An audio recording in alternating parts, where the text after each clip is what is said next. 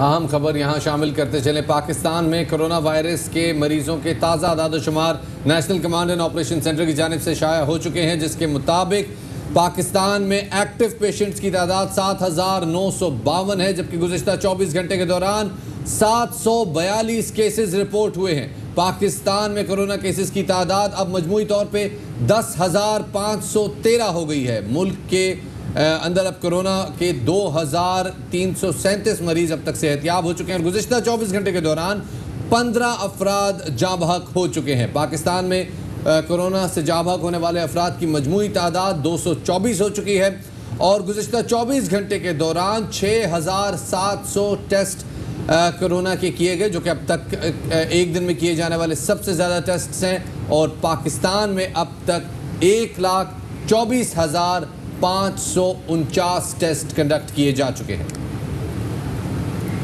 मुल्क भर में लोग कोरोना से मुतासर होते जा रहे हैं, इस हवाले से बात करेंगे और हमें ज्वाइन करेंगे लाहौर से डॉक्टर जावेद हयात खान जो पल्मोनोलॉजिस्ट हैं, और साथ में आगा खान यूनिवर्सिटी अस्पताल के डीन डॉक्टर आदिल हैदर साहब हमें ज्वाइन करेंगे। ये बात करना चाहेंगे कि मुल्क में कोरोना के जो वाक़यात हैं वो क्यों बढ़ते जा रहे हैं और अगर लॉकडाउन पर लोगों ने सख्ती से अमल दरामद ना किया तो उसका नुकसान क्या हो सकता है। सबसे पहले हम बात करेंगे डॉक्टर जावेद हयात से। डॉक्टर साहब, सबसे पहले तो आप ये बताइएगा, हम देख रहे हैं कि अब हमारे मुल्क में दिनों के हिसाब से नहीं बल्कि घंटों के हिसाब से जो कोरोना के केसेस हैं ये सामने आना शुरू हो गए हैं। वजह क्या है सबसे बड़ी इसकी? जी बहुत बहुत शुक्रिया। अगर आप पूरी दुनिया को देखें कि जब ये कोरोना शुरू हुआ था दिसंबर में चाइना में और उसके बाद आज तक, तो ये केसेस मुस्तकिल हर जगह पे बढ़ रहे थे। पहले 1 मिलियन जो दुनिया में केस हुए थे उसको 2.5 महीने लगे और अप्रैल से लेके अब तक जो केसेस हैं वो अब 1.5 मिलियन और बढ़ चुके हैं, बल्कि पिछले 1.5 हफ्ते के अंदर 500,000 मिलियन से ज़्यादा केसेस बढ़े हैं। तो ये एक फिनोमेना ये पूरी दुनिया में है और इसके बारे में पूरी दुनिया को सभी डॉक्टर्स हमेशा वार्न करते रहे हैं कि ये इन्फेक्शन है। हमें वुहान से जो सबक मिला है उसमें यह था कि अगर एक बंदा इन्फेक्ट होता है वो कम से कम 3.5 लोगों को इन्फेक्ट करेगा। तो ये एक साइकिल चलता जाता है, वो बढ़ता जाता है जब तक आप उनको आइसोलेट नहीं करेंगे, जब उनको वो चेंज और ट्रांसमिशन डिजीज़ की वो आप ख़त्म नहीं करेंगे, ये आप कंट्रोल नहीं कर सकते। यहाँ पे अगर आप मुझे थोड़ी सी इजाज़त दें तो मैं आपको ताकि ये नाज़रीन को ये समझ आए ये बार बार डॉक्टर्स हजरात क्यों कह रहे हैं कि ये लॉकडाउन किया जाए, ये सब कुछ बंद किया जाए, वो हमारे सामने, हम कोई हवाई बातें नहीं कर रहे, हमारे पास शवाहिद मौजूद हैं। चाइना ने जब वुहान में ये सिलसिला शुरू हुआ तो 23 जनवरी को उन्होंने लॉकडाउन किया। लॉकडाउन उनका क्या था? हर चीज़ बंद, सिर्फ उनके जो फार्मेसी स्टोर्स थे और वो खाने की चीज़ें थी वो खुली थी। और 2 महीने के बाद 19 मार्च को उन्होंने कहा कि वुहान में कोई नया केस नहीं आया। ये एक बेस्ट एग्जांपल थी लॉकडाउन की, नथिंग मूव्स। हमारे पास एक और एग्जांपल है इटली की। इटली के 2 शहर आप ले लें, एक लोडी है और दूसरा बर्मेको है। लोडो ने सबसे पहले लॉकडाउन किया, उन्होंने फ़ौरन फ्लैटन कर दी। और जो दूसरे शहर थे बर्मेको, उनके केसेस कम थे स्टार्ट विद से, उन्होंने 2 हफ्ते के बाद किया तो उनकी वो फ्लैटन नहीं हुई। तो ये हवाई बातें नहीं हैं, ये एविडेंस मौजूद है। डॉक्टर हजरात ने जो कल जो बात की थी वो बिल्कुल सही की थी।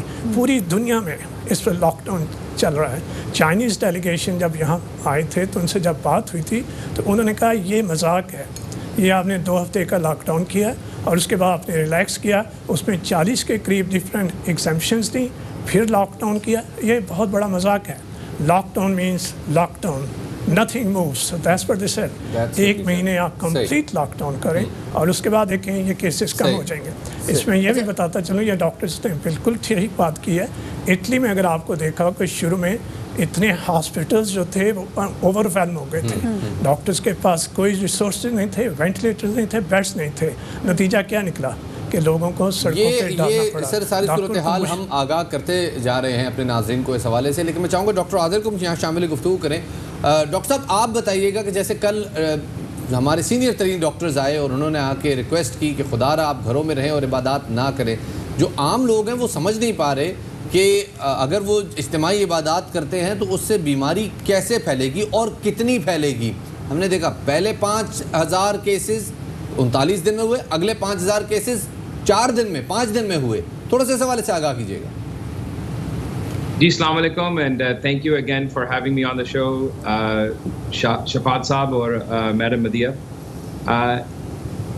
आपने जो सवाल पूछा है बहुत इंपॉर्टेंट सवाल है, और उसका पहली चीज़ तो मैं आपको ये बताऊंगा कि मैं खुद जो हूँ तरावी अपने घर में पढ़ूंगा। जबरदस्त। दूसरी बात ये है कि जब हम वज़ू करेंगे फॉर एग्जांपल मस्जिद में, या फिर हम एक दूसरे के करीब होंगे, तो डेफिनेटली ये जो है वबा ये फैल सकती है। ये सिर्फ खांसने से 5 फीट ये दूर चला जाएगा, किसी आदमी को आराम से लग सकता है। मस्जिद में कुछ लोगों ने मास्क पहना होगा, कुछ लोगों ने मास्क नहीं पहना होगा। जिन्होंने मास्क नहीं पहना होगा उनसे बिल्कुल फैल सकता है।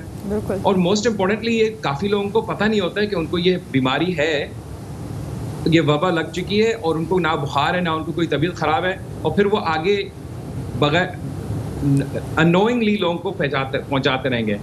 तो ये वजह हैं जिसकी वजह से ये बिल्कुल फैल सकता है। सही। अच्छा डॉक्टर साहब, ये कहेगा कि हमने जो टेस्ट एकदम से बढ़ते जा रहे हैं, जो केसेस एकदम से बढ़ते जा रहे हैं, उसकी बड़ी वजह क्या है? कि क्योंकि अब हमारी टेस्टिंग कैपेसिटी बढ़ गई है, इसलिए एकदम से इतने केसेस सामने आना शुरू हो गए मंजर आम पे? नहीं, मेरे ख्याल में ये वजह नहीं है। उसकी वजह ये है कि लोकल ट्रांसमिशन जो है अब वो स्पीड पकड़ रही है। देखें, अभी आपने सब डॉक्टरों से सुना कि लॉकडाउन की बात हो रही है, और मैं आपसे ये कहना चाहता हूँ, आप सोचें लॉकडाउन का कितना फ़ायदा हुआ था। लॉकडाउन होने से एक तो केसेस की स्प्रेड कम हुई थी, और जो दूसरे डॉक्टर होने के नाते मैं आपको कह सकता हूँ कि number of cases in the hospitals जो थे वो कम रहे। अच्छा, उससे हमें एक तो ये डेफिनेटली फ़ायदा हुआ है कि हम तैयार हो सकें। जैसे कि हमने आगा खान में एक पूरा नया यूनिट बनाया, corona diagnosis and treatment zone. हमने नए ICUs बनाया। अभी आप नेगेटिव प्रेशर ICUs की बात कर रहे थे, हमने नए नेगेटिव प्रेशर ICUs बनाए, और काफ़ी ज़्यादा हमने काम किया। अपना जो कैपेसिटी है उसको काफ़ी ज़्यादा बढ़ा लिया फॉर द कोरोना पेशेंट्स। और दूसरा, हमने ये सिस्टम्स बना लिए कि जो नॉन कोरोना पेशेंट्स हैं, हमारे पास तकरीबन 700 बेड हैं नॉन कोरोना पेशेंट्स के, उनको सिस्टम बनाया कि वो वहाँ पे पेशेंट्स, क्योंकि देखें हर किस्म के मरीज़ तो अभी भी आ रहे हैं, डॉक्टर्स काम कर रहे हैं, तो उनका सिस्टम अलग बनाया, कोरोना का सिस्टम अलग बनाया। तो शुक्र है कि लॉकडाउन से हमें डेफिनेटली ये ब्रीदिंग रूम तो मिला है, मगर अब डेफिनेटली ये कंसर्न है कि अभी हम 10,000 केसेस पे पहुँचे हैं। जब 20,000 और 30,000 केसेस पे पहुँच जाएंगे तो जो रूम है अस्पतालों में, हमारे अस्पताल में, हर जगह जितने भी अस्पताल हैं, वो डेफिनेटली फिलअप हो जाएगा। और उसके बाद क्या होगा? ये बहुत आम पॉइंट है डॉक्टर आदिल। मैं चाहूँगा डॉक्टर जावेद से इस हवाले से जरा बात करें। डॉक्टर जावेद, हम देख रहे हैं कि कल बड़े सीनियर डॉक्टर्स ने कहा कि जी हम अमेरिका वाले पैटर्न की तरफ जा रहे हैं।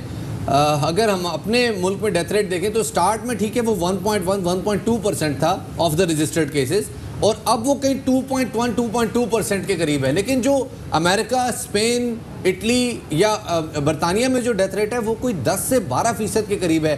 तो क्या कोई ऐसे हालात आप बनते हुए देख रहे हैं कि हम कर्व उस तरह का फॉलो कर रहे हैं कि हमारे मुल्क में भी डेथ रेट इतना आगे बढ़ जाएगा? मेरा ख्याल है कि हम लोग अपने आप को बहुत ही ज़्यादा इम्यून समझ रहे हैं। अगर आप बहुत सी थियरीज भी लोग पेश कर रहे थे कि शायद ये वायरस किसी और किस्म का है, शायद ये मलेरिया का रीजन है, शायद ये BCG वैक्सीनेशन है, तो साउथ ईस्ट एशिया में कहीं भी इतनी ज़्यादा डेथ्स नहीं हुई।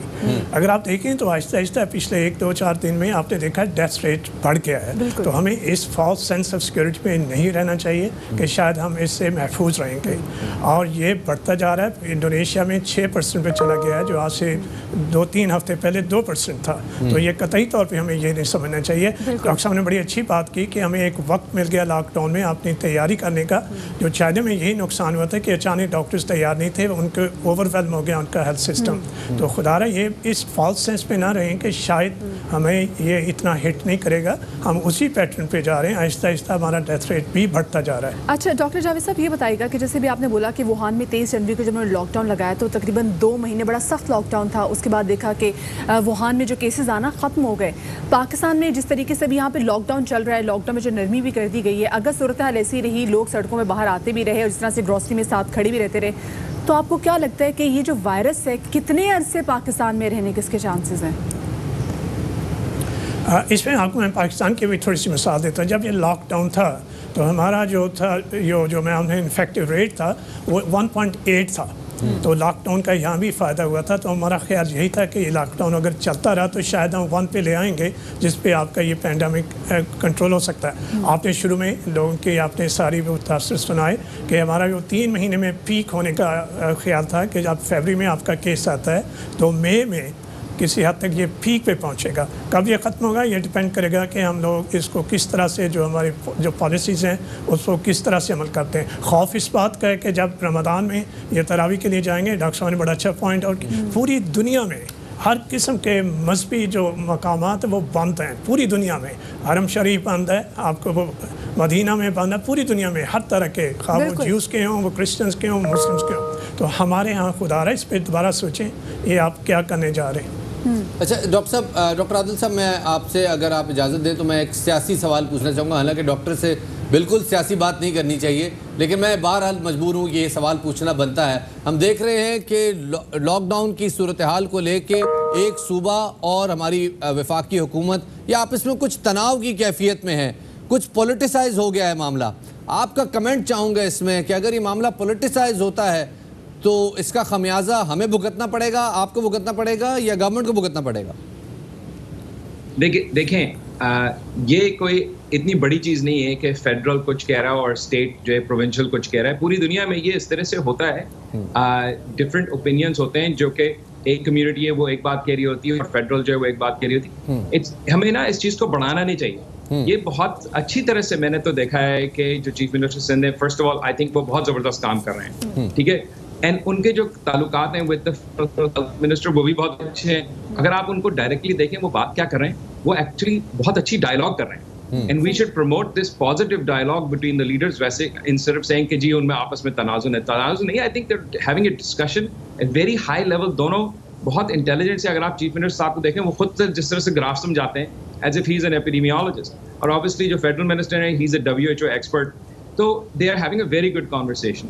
जो इंपॉर्टेंट चीज़ है मैं समझता हूँ कि जो लोगों की आपने बात की है वो ये कि हमें ये लॉकडाउन खुद से अपने आप को अपना लेना चाहिए, कि हम अपने घर में अपने आप को एक लॉकडाउन करें, अपने साथ जो लोग हैं उनके साथ लॉकडाउन करें, और ये जिम्मेदारी हम पे है कि हम खुद अपने पे क्योंकि तो दुनिया में हम देखें कि जहाँ पर केसेस में काबू पाने में लोग कामयाब हुए, ममालिक कामयाब हुए, वहाँ पर लॉकडाउन की सख्ती से उस पर अमल दरामद कराया गया है। पाकिस्तान में देखते हुए और दुनिया जान की अगर बात करें, कितना टाइम आपको लगता है कि जो सूरत हाल है वो बेहतर होगी अगर लॉकडाउन सही तरीके से किया जाए, और कब ऐसी स्टेज आएगी जब पार्शली लॉकडाउन की तरफ भी चले जाएंगे तो थोड़ी सी इसमें नरमी ले आए लॉकडाउन में? देखिए जो अभी बात हो रही थी, आपने हेडलाइन भी दिखाया कि अगले 3-4 हफ्ते जो हैं वो बहुत इंपॉर्टेंट हैं। मुझे बहुत ज़्यादा परेशानी है अगले 3-4 हफ्तों की, क्योंकि अगर हमने लॉकडाउन रिलीज़ किया एकदम से, जब लोग बाहर आएंगे और अगर लोगों ने केयर नहीं की तो ये एकदम से बिल्कुल टेक ऑफ कर जाएगा, जो कि वो नहीं करे, और टेक ऑफ करेगा और फिर वो हॉस्पिटल्स ओवरवेल्म होने शुरू हो जाएंगी, और जो डेथ रेट की बात हो रही है वो बिल्कुल शूट अप करेगा। अभी जो है अल्लाह का ये शुक्र है कि जो हमारे पास मरीज आ रहे हैं हम उनको ICU में उनको अच्छी तरह से उनका निगहदाश्त कर सकते हैं, और हमने काफ़ी मरीज हैं जिनको हमने एक्सट्यूबेट किया, यानी बीमार तरीन मरीजों को हमने, अल्लाह का ये करम है और एहसान है कि ये मरीज ठीक भी हुए और पैदल अस्पताल से निकल भी गए हैं, जब वेंटिलेटर पे थे काफ़ी दिनों तक। मगर जब बहुत सारे मरीज हो जाएंगे, वेंटिलेटर खत्म हो जाएंगे अल्लाह ना करे, तो फिर क्या होगा? तो इसलिए अगले 3-4 हफ्ते बहुत इंपॉर्टेंट है। लोगों से मैं बस कहना चाहता हूँ कि अपने आप को प्लीज घर में रखिए। अपने मोस्ट इम्पोर्टेंट देखिए मास्क है, बिल्कुल डेफिनेटली अगर कहीं बाहर जाना है लाजमी है कि आप मास्क पहने। हाथ धोने की बहुत इंपॉर्टेंट है, ये सब बातें सब लोग सुन चुके हैं, मगर अनफॉर्चुनेटली पब्लिक में लोगों को ये होता है कि मुझे नहीं होगा, बाकी सबको करना चाहिए। सही, ठीक है। अच्छा, बस जाते जाते आपसे डॉक्टर जावेद आपसे आखिरी सवाल पूछना चाहेंगे। जैसे कल हमने देखा कि कल डॉक्टर्स ने ये बोला कि सूरत हाल जिस तरह से ख़राब हो रही है, केसेस बढ़ते जा रहे हैं, तो आगे अस्पतालों में मरीजों को रखने की जगह नहीं होगी, कहीं ऐसी हालात ना बन जाए कि उनको सड़कों पर रखना पड़ जाए। क्या वाकई इस वक्त देखा जाए तो ऐसी ही सूरत हाल अस्पतालों में देख रहे हैं? अल्हम्दुलिल्लाह इस वक्त तो ये सूरत हाल पैदा नहीं हुई, मगर हमारे, आपको याद रखना चाहिए, हमारे रिसोर्सेज बड़े लिमिटेड हैं। अगर ये जिस तरह से केस बढ़ने शुरू हुए इसी तरह बढ़ते रहे तो फिर ज़रूर ये मुश्किल पैदा हो सकती है, और हम इतनी तेज़ी के साथ अपने रिसोर्सेज भी नहीं बढ़ा सकते। इस वक्त तक जो सूरत हाल वो बिल्कुल काबू में है। गवर्नमेंट की तरफ से तैयारी भी बहुत की जा चुकी है और हमें वक्त भी मिल गया है पिछले 2-3 महीने से, तभी सारे सूबे हर स्टेजेस पे लोग तैयारी कर रहे थे। अभी तो है कि इंशाल्लाह we ride over this crisis, मगर इसमें लोगों को अपना किरदार अदा करना है। डॉक्टर्स अपना प्ले कर रहे हैं, गवर्नमेंट अपना प्ले कर रही है। उम्मीद तो है कि इन क्राइसिस से हम निकल जाएंगे, लेकिन यहाँ पर लोगों को अपना किरदार अदा करना पड़ेगा। बहुत शुक्रिया जी। डॉक्टर जावेद हयात हमारे साथ मौजूद थे और आगा यूनिवर्सिटी के डीन डॉक्टर आदिल हैदर साहब हमारे साथ मौजूद थे। आप दोनों का बहुत ज़्यादा शुक्रिया।